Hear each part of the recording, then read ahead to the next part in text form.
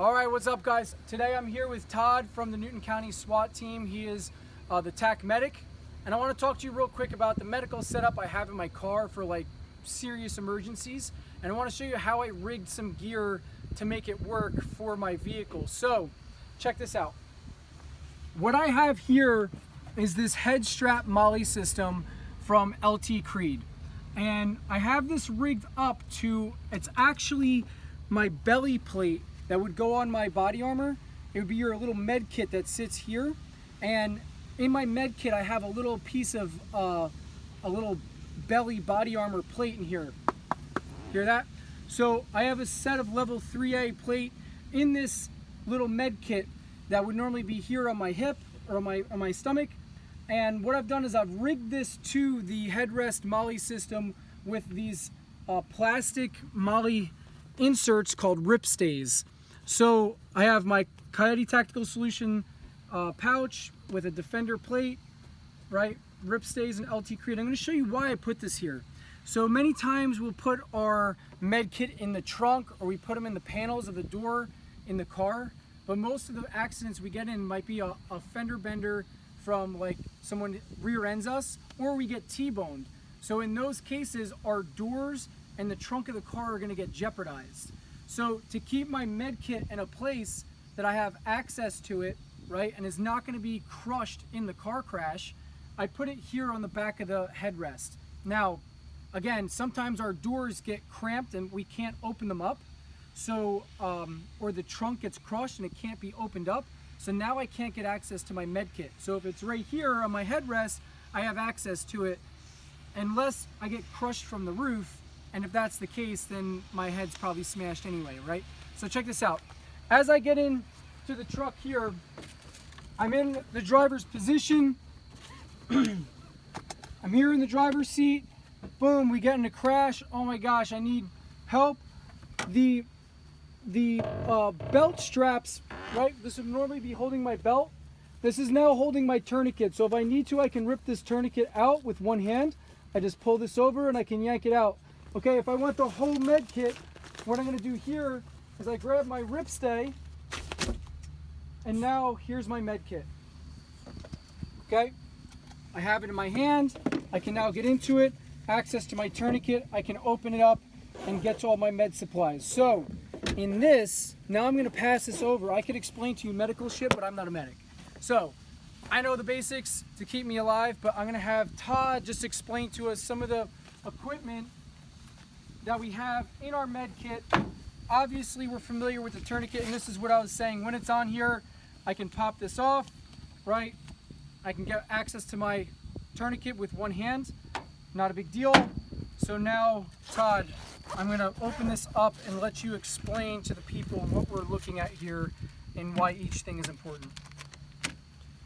First, guys, every tactical medic wants to have everything, including the kitchen sink, in his bag for every situation. You just can't. You can't have everything. So you basically have the essentials. The most important thing you have is your tourniquet, of course. You have tape to wrap your 4x4s with, stop bleeds, small bleeds, large bleeds, whatever you come in contact with. These will work. Put enough of them together, put some tape around them. You have a marker to put time on your tourniquets with, to mark broken bones, which way the location is, a dislocation. You have, let's pull it out a little at a time. You have compressed gauze, okay? If you have a femoral bleed or you have a major bleed, you stick that artery up against the bone, you shove all your gauze, your combat gauze in that hole. It's gonna be painful to whoever you're working on, save his life. You push everything in that hole you can, and it'll clot it off. You have gloves. You got two sets of gloves here. You got like dishwashing gloves, they work just as well. You got a tongue compression or a tube. Right here's a tube for doing a airway for when you want to go down and get their, you could even use that to get their tongue, if they swallow their tongue, get it out. Another set of gloves.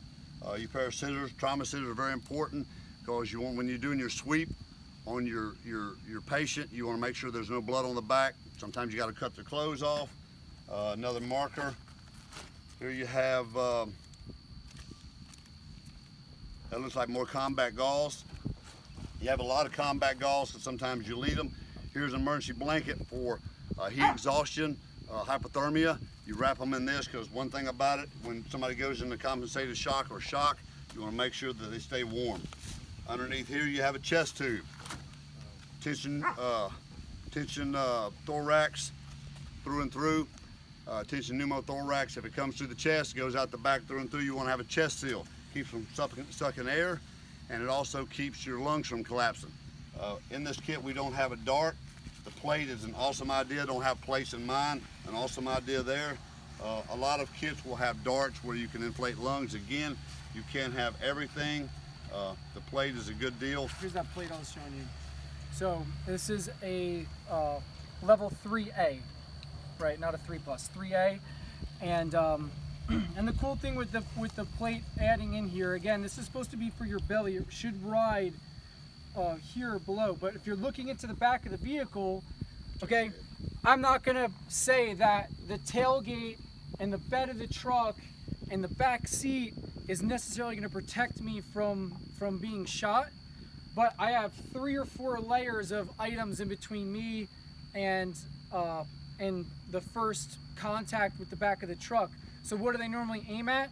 If you can't see through the tailgate and all that stuff, what do you see? You see the headrest. So that's where someone's most likely going to aim. Absolutely. So at least I have a little bit of objects to break up that bullet, and then I have this in there. Why not? If we can have it, it's better to have it in case that happens and whatnot. But another thing that we have in the truck that isn't in this med kit necessarily, because again, it's limited. It's something that if I need to get it and go, right, it's the first emergency things. The other thing we have in there that I keep in the back seat, right, in one of the compartments, and this isn't really important where I keep this, you could keep it wherever, but I have an IV and then the appropriate equipment needed, you know, the tubes, I don't know what you call those. This is the IV set, yeah.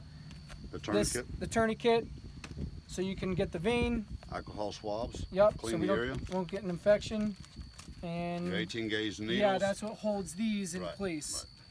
Right, put that Absolutely. sticker over there. So again, this is a whole nother level of stuff. We used to do a lot of IVs. They had us driving in the backs of pickup trucks, sticking each other. Yeah. You know, when we were learning all this stuff, most people haven't done IVs. So this is kind of like extra credit.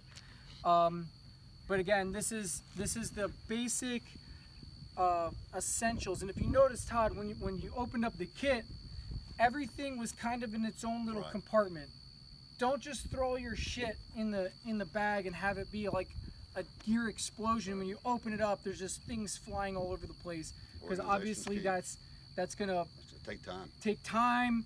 It creates confusion. Right. Confusion creates panic, and we want to stay calm. And right. You know, we got enough problems on our you know, if we need to tap into this, that we don't need that, you know, unorganization to add to it. So right. Anything you want to add to that? It's a great kit.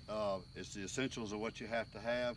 A lot of people like to say, well, my thigh kit's a little bigger, but as a tactical medic, you're still tactical. You still have to move. You still have to work with the team. Smaller, sometimes better.